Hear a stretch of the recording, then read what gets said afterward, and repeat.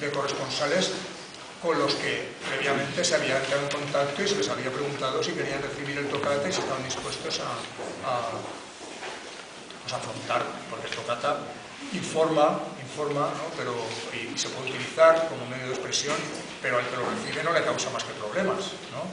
Porque el que recibe el toccata ya está señalado, ¿no? Y luego, pues, si por ejemplo, si no te lo dejan, si te lo retienen, porque en el talego las cartas las abre el boqueras para mirar lo que hay dentro, ¿no? Entonces, como esto es una publicación, el toccata, lo sacan y lo retienen, ¿no?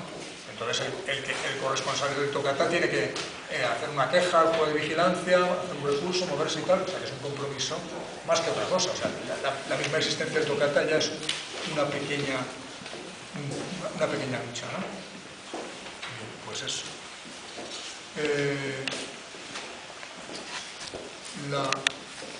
Durante bastante tiempo estuvimos haciendo esto. Y esa era una vertiente de la actividad.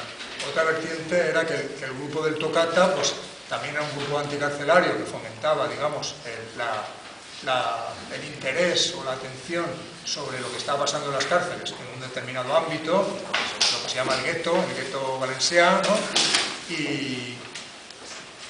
y tal. Y este grupo participaba en la caja de resistencia. La caja de resistencia pues era una coordinadora de grupos que durante un año entero se había hecho una propuesta de funcionamiento y habían estado discutiendo el funcionamiento, y entonces había como unos acuerdos de base según los cuales pues se funcionaba. El rollo era que había una serie de comisiones, ¿no?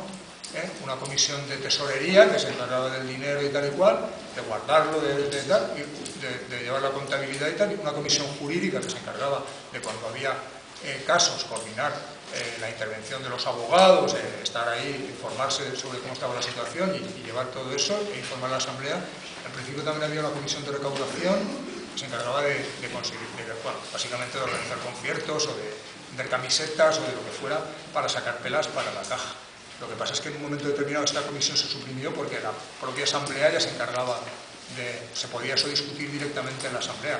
Y al final donde se discutía era la asamblea de la Pepita la Pilona o del proyecto Maigen, que era donde se organizaban los conciertos, ¿no? Y al principio la caja de resistencia también se tuvo que hacer cargo de Pepita la Pilona, que estaba medio derruida, ocupada por gente transeúnte y tal, pero afortunadamente aparecieron unos chavales del barrio del Cabañán que dijeron, nosotros no podíamos hacer algo, y les pasó como a los del toccata, que dijeron, sí, podéis hacerlo todo, vosotros mismos, y se tuvieron que hacer cargo del centro social, ¿no? Y se hicieron, ¿no? Entonces, la caja de resistencia fue una situación en la que bastante autogestionaria, bastante horizontal, muy asamblearia, pero al mismo tiempo muy estructurada. O sea, con acuerdos explícitos que se discutían, que estaban por escrito y se discutieron 3 o 4 veces a lo largo de la existencia, que duró como 10 años casi la caja, ¿no? Y tal. Esto me da cuento porque el grupo del toccata era uno de los grupos. El problema era eso, los grupos. Resulta que los grupos empezaban con mucha fuerza y en un momento dado había 8 o 10 grupos en la caja de resistencia, con delegados, que se suponía que los grupos se tenían que discutir previamente los asuntos en asamblea y que la asamblea de la caja solamente era una asamblea de coordinación donde ponerse de acuerdo. Pero ¿qué pasa?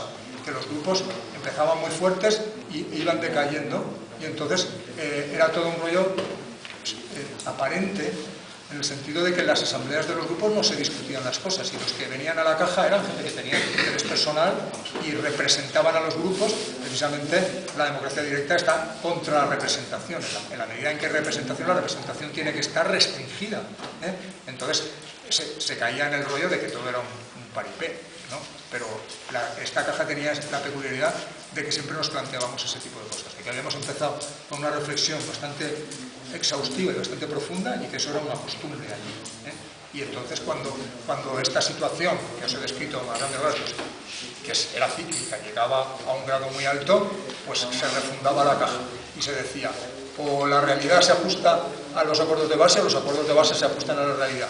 Entonces volvamos a discutir los acuerdos de base. Y a lo mejor en ese momento resulta que surgían, porque las generaciones del gueto ya sabéis que van de 5 en 5 años, más o menos. Entonces venía sangre nueva, ¿no? Y se volvía. Sí, eso es así. está bien porque esto es una manera de funcionar o sea, lo más interesante del Toccata precisamente es esta manera de funcionar, de estar en contacto con lo que es la base de las cosas, no solamente a nivel de personas, porque son más en estos ámbitos donde el compromiso es bastante tenue, realmente, son más importantes, digamos, las energías que las personas, ¿no? Las dinámicas que son un poco exceden a lo que hacen los individuos, ¿no? Entonces, el Toccata es una dinámica de este tipo que está en relación con otras dinámicas y digamos, ¿no? Vale, caja de resistencia.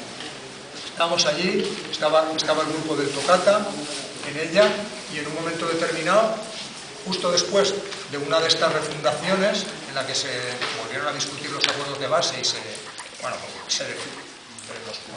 nos pusimos muy serios para que todo fuera súper asambleario y súper formal y un compromiso muy claro y tal y cual, ¿no? Entonces, pues nada, llegó el momento de que el Toccata, que ya lo tenía pensado desde hacía tiempo, dijera, bueno, ¿para qué vamos a hacer asambleas para cada historia si en la asamblea de la caja ya estamos discutiendo todos estos temas? Empezamos proponiendo que la caja asumiera como casos de presos, ¿no? De presos, sobre todo de presos de grandes condenas, porque en la experiencia de las dos campañas estas contra la cadena perpetua, lo que se había visto era, primero, que los presos se implicaban y que cuando se implicaban ya había represalias, y que cuando había represalias normalmente no había apoyo jurídico para afrontarlas, ¿no?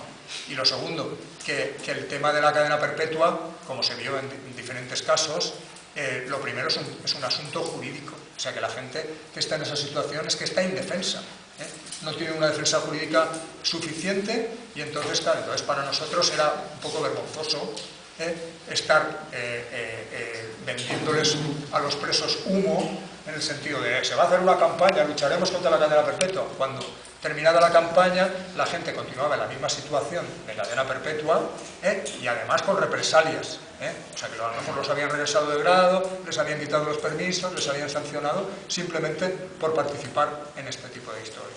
Entonces, para nosotros decíamos, la lucha anticarcelaria sin apoyo jurídico, una mierda pinchada en un palo, por un lado.